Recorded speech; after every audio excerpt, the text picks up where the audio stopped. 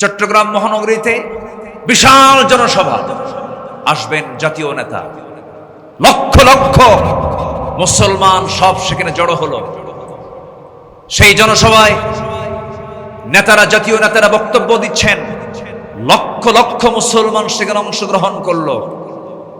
নেতারা বক্তব্য দিচ্ছেন, জোহর চলে গেল, আসর চলে গেল, মাগরিব চলে গেল, নেতার মুখ থেকে নামাজের কোনো কর্মসূচির আহ্বান নাই। নেতা নিজেও নামাজ পড়লো না, লক্ষ লক্ষ মুসলমানকে নামাজের জন্য কোনো তাকিদ দিল না।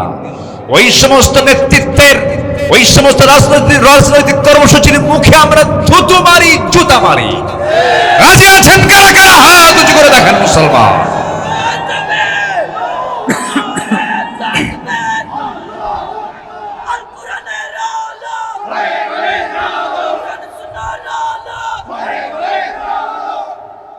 আল্লাহ কবুল করুন, জোরে বলি আমিন, আরো জোরে বলি আমিন।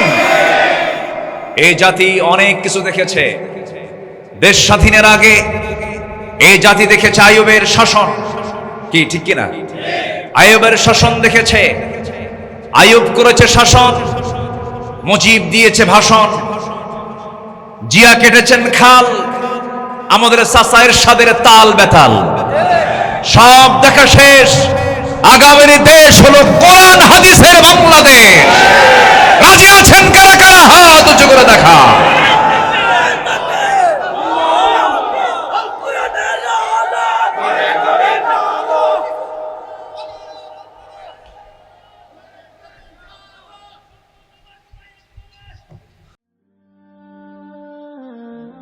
IUB media